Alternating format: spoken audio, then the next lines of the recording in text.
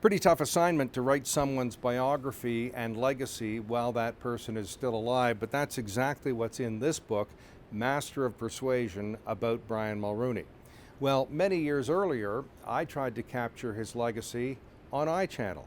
Here's a quick look at Brian Mulroney, Canada's former Prime Minister. You know, as a journalist, and you're talking from a journalist point of view at this time, and there was the whispering in the background about Mulroney when Joe Clark stepped down, when Joe Clark did that, one of his first stubborn moves and said, I need that.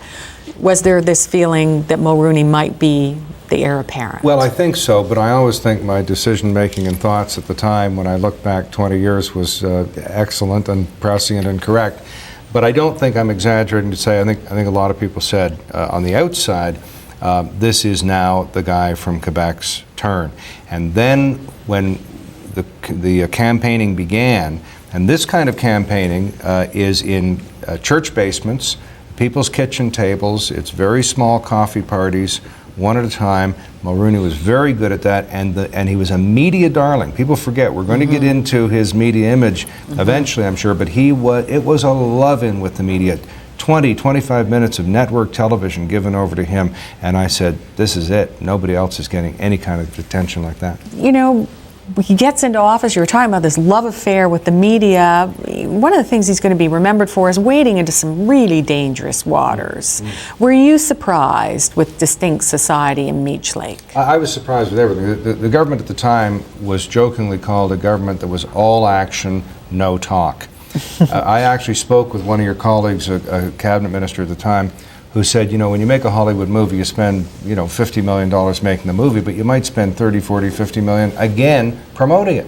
We're doing all these good and interesting things, and nobody is promoting it, and nobody's telling the Canadian people that we're doing it. They were controversial, difficult, intractable matters of public policy, and you can't do that without excellent communication, and those two governments didn't have it. So I was indeed surprised at some of the things that were tackled and disappointed at how poorly they were communicated to the electorate.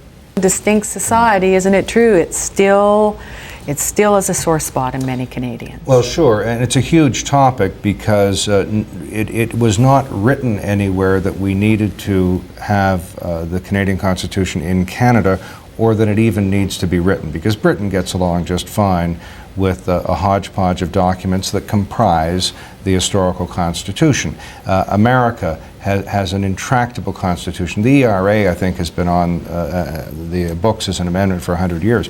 So what Mulroney was trying to do is bring the 7 million, roughly, people who were not officially signatories to that Constitution under the constitutional tent that maybe shouldn't have even existed. So it's such a complex issue. But this raises another matter about Mulroney's legacy, which, in my view, is the inability to keep the deal alive and on the table. Any deal you do, whether it's a union negotiation or whatever, a marriage, whatever it might be, is not done the minute you sign on. The negotiations continue. There are what are called non-table participants, the media, the interest groups, the NGOs, etc. I was sitting in a premier's office when that first Meech Lake deal was done, and they were petrified that they would have their legislature swamped with protesters. I said, well, all you do is call up the feds, get them to fund groups that are in support of this. Never happened. And Mr. Stevens probably knows better if he'll tell us. I don't think that deal was adequately sold to the Canadian people, to the legislatures, to the politicians, to the people, to the interest groups. We're talking about the highlights of a career in 3 little letters. GST, it's mentioned every time our current Prime Minister lowers it. It is one of the things that a lot of people and a lot of polls say that many Canadians really held against Mr. Mulroney. This great contradiction that is Brian Mulroney, and frankly the contradiction that is politics. It's a very difficult business, as others know better than I.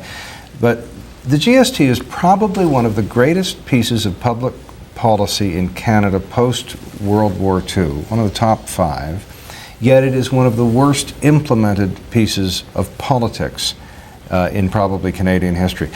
We had a manufacturer's sales tax of about 18%. We had 5 million jobs depending on trade and the manufacture of goods and services.